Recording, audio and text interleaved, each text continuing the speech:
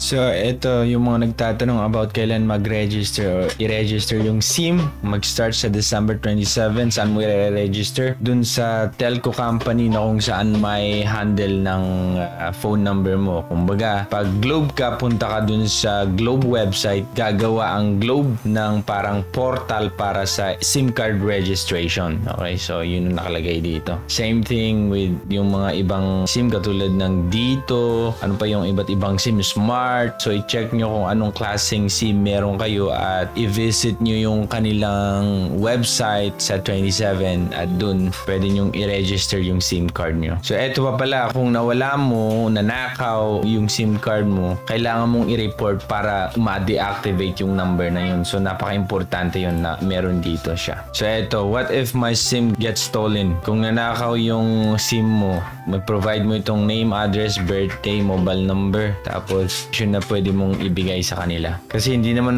basta-basta nila i-deactivate ang number kung hindi nila napapatunayan at sa'yo talaga yun, diba? So napaka-importante na i-provide mo to bago nila i-deactivate yung number na yun. Kasi baka naman nagpa-prank ka lang, diba? Gusto mo lang i-prank yung ex mo kaya pina-deactivate mo yung number niya. So mahirap naman ganun. So lahat is my penalties. Pwede yung basahin dito. Ilagay ko yung website sa baba. Okay, ngayon, yung mga link or yung mga portal pa sa mga websites, hindi pa siya available dun sa mga telco companies. So, i-visit nyo na lang sa 27 na lang, magiging available na din yun. Okay? Sa December 27.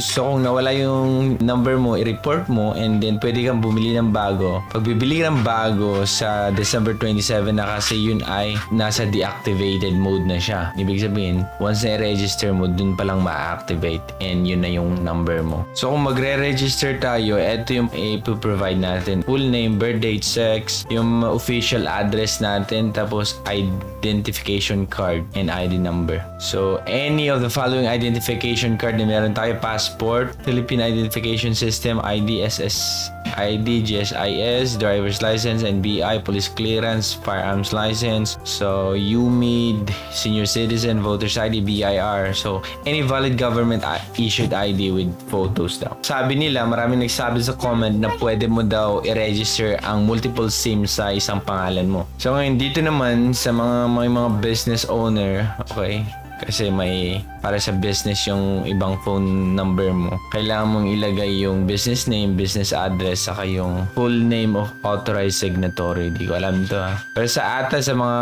businesses na to or organization, okay, na may handle dun sa number na yun. So same thing with minors, yung may mga number na walang ID, kailangan ng consent ng guardian or guardian yung parents para sa registration. So yung minors naman na mga SIM card, ang nakalagay na name is yung parent or guardians. Kayong mga parents ang ilalagay nyo yung name kasi wala pang mga ID mga to eh.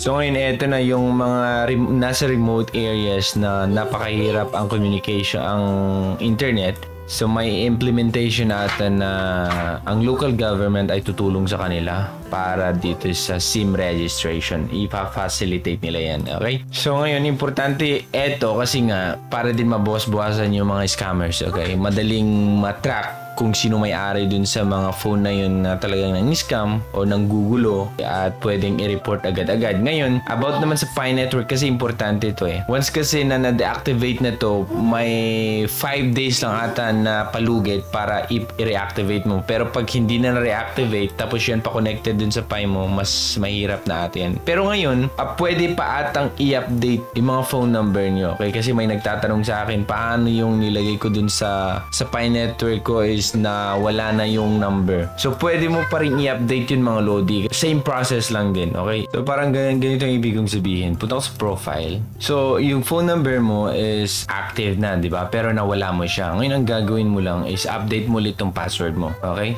So, once update mo yung password mo, dito mo na ilalagay yung bagong phone number mo. So, ilagay mo lang dyan, PH, Okay? So may mga iba nagtatanong sa akin, di daw mahanap itong 63 na yan. PH lang ilagay mo, magpapakita na yan. PH, ayan o. Tapos lagay mo yung bagong phone number mo and then start para ma-update yung phone number mo na nawala. So ganun lang mga Lodi kahit na-check na itong phone number mo tapos nawala, ganun lang gawin mo, update password para ma-update mo yung phone number mo kung nawala. Kaya huwag nyong i-sign out muna kung hindi nyo alam yung phone number nyo or yung Facebook verification or yung Facebook account nyo. Bago kayo mag-sign out, dapat alam nyo itong Facebook nyo, connected tong Facebook nyo, naka-check yan. Okay, naka-check. Tapos itong phone number, naka-check din. Okay?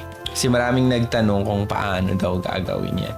So yan lang mga Lodi. Okay, ang ating update dito sa phone number. At syempre, kailangan nyo ding i-report na nawala sa December 27 para ma-deactivate nila. Okay? So, yan lang mga Lodi. Ako si Trogi and thank you so much for watching.